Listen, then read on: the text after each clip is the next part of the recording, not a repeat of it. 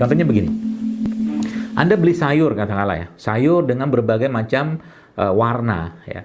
Ada mungkin brokolinya, ada mungkin pokcoynya, ada mungkin apa tuh namanya paprikanya ya, seperti itu. Misalkan berbagai macam sayur tadi Anda potong, lalu Anda berikan jeruk nipis ke sayuran tadi, Anda tambahkan madu dalam sayuran tadi, Anda tambahkan kacang almond misalkan, atau Anda tambahkan kurma ya, dan Anda tambahkan sedikit garam-garam mineral, maka toyib tuh. Itu toyib. Tidak banyak pengolahan ya. Jadi konsep toyib itu sebenarnya tidak banyak pengolahan ya. Dan tidak banyak tambahan bahan-bahan yang bisa menyebabkan masalah ke tubuh kita.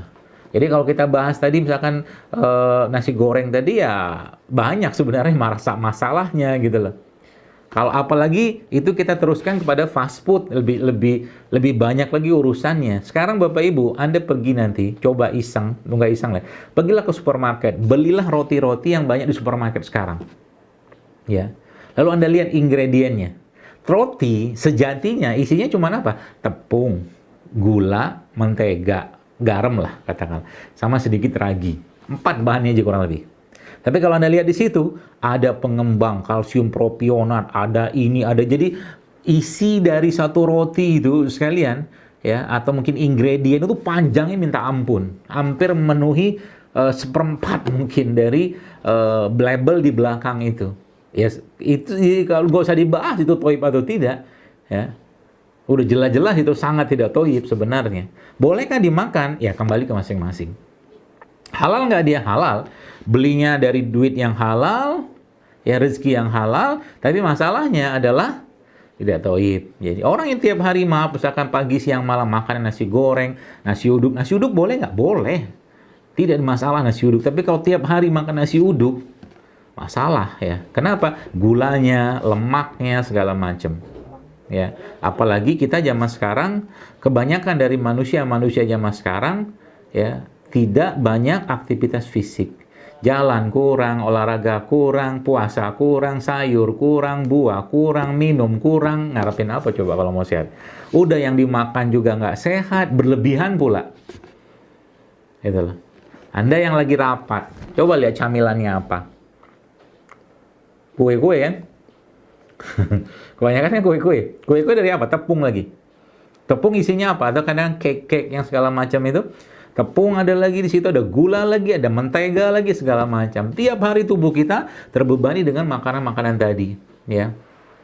Jadi bahasa tohib ini sekalian. Maka saya katakan tadi kan, Ibnu Katsir saja menjelaskan bahwa ayat-ayat ya, banyak ayat-ayat dalam Al-Quran itu yang bisa sebenarnya dijadikan panduan atau acuan kita dalam menerapkan ya kesehatan secara paripurna berdasarkan Al-Quran dan Sunnah Nabi SAW.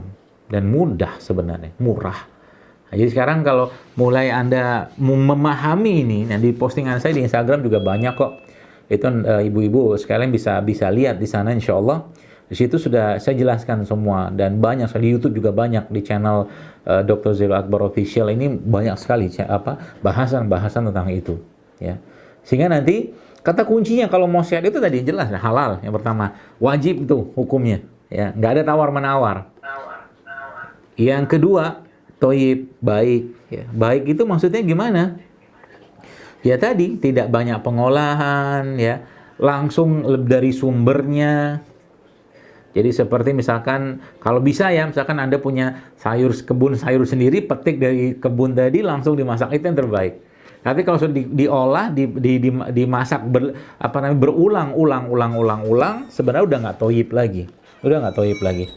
Ya, artinya kalau kita sekarang mengambil mengambil konsep itu sebenarnya. Kalau 80% katakanlah ya, 80% makanan yang masuk dalam tubuh kita ini makanan yang toyib, sebenarnya tubuh kita bisa berjalan atau bisa bekerja dengan sendirinya. Toyib dan tidak berlebihan. Saya banyak sekali sekarang mendapatkan testimoni orang-orang yang sakit inilah, sakit itulah, ya. kemudian ada yang susah hamil lah, yang beginilah begitu sekali. Ternyata ketika tubuhnya diperbaiki, dibersihkan, dia mulai mengurangi makan tepung, dia mulai mengurangi makan gula pasir, dia mulai mengurangi makan makanan yang tidak sehat, ya bahkan nyetop itu semua dan memperbaharui tubuhnya dengan berpuasa, itu ternyata subhanallah hamil jadi gampang, ya, jadi mudah. Kemudian penyakit-penyakit indikator seperti kolesterol apa segala macam turun semua. Ya, indikator-indikator tadi.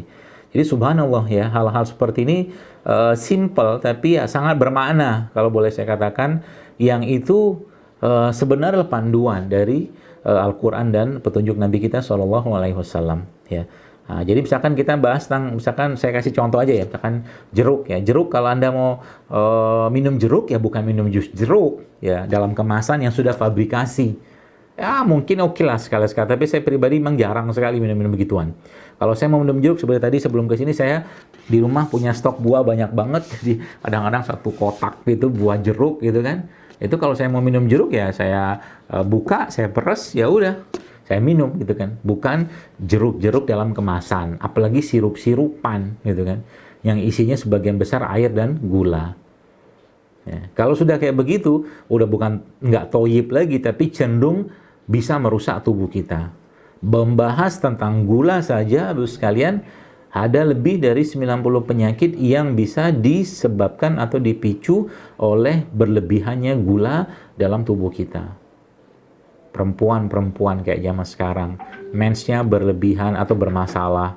Ternyata efek dari apa? Salah satunya karena terlalu tingginya konsumsi produk berbasiskan tepung-tepungan. Itu udah jadi rahasia umum banget yang saya dapatkan di mana-mana gitu loh.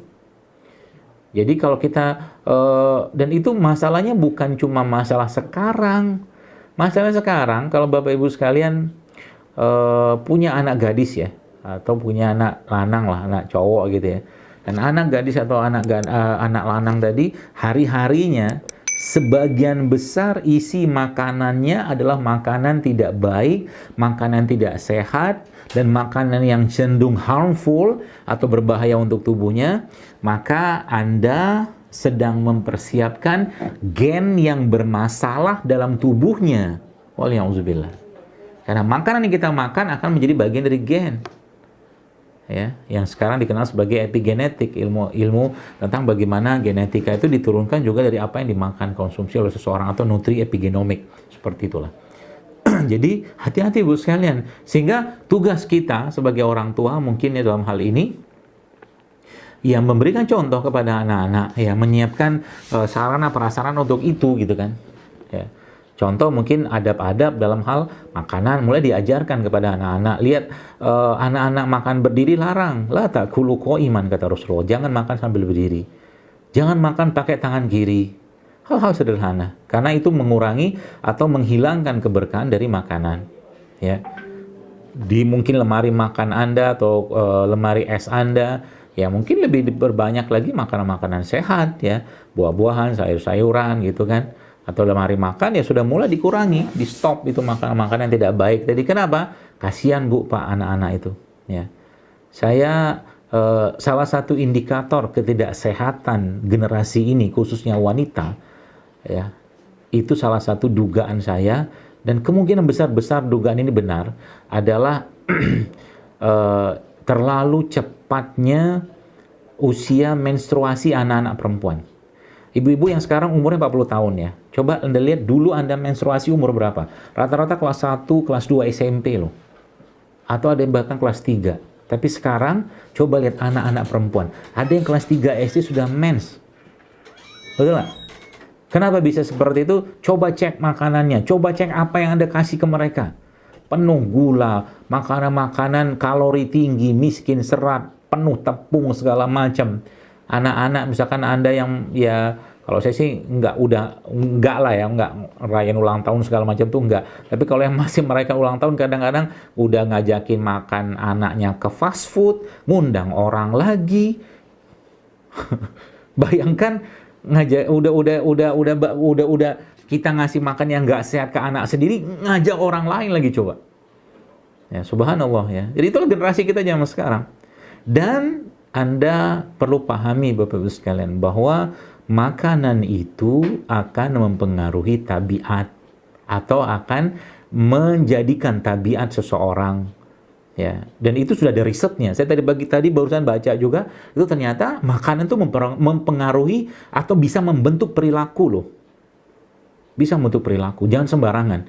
Kalau udah nggak halal dia, nggak toib dia, dan memang ada hubungan, ya. Perut kita ini ada hubungan sama otak. Makanan yang baik untuk perut, maka dia baik juga untuk otak.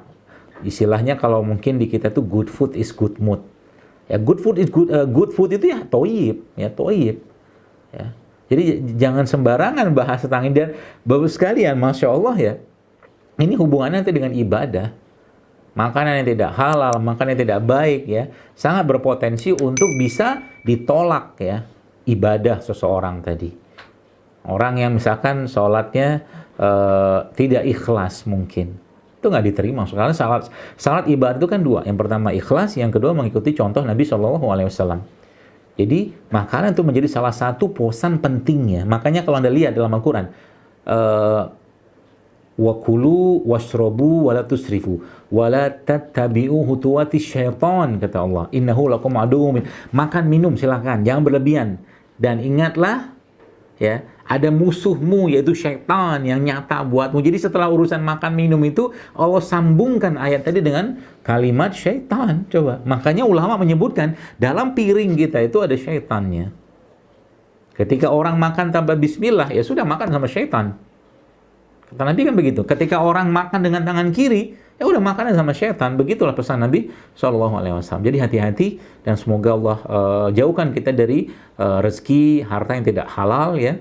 Dan semoga Allah jauhkan kita dari makanan, minuman yang tidak halal, dan apapun yang tidak halal. Jadi kita berdoa mohon kepada Allah, Allahumma kfina bihalalika an haramika wa aghnina bifadlika amman siwa.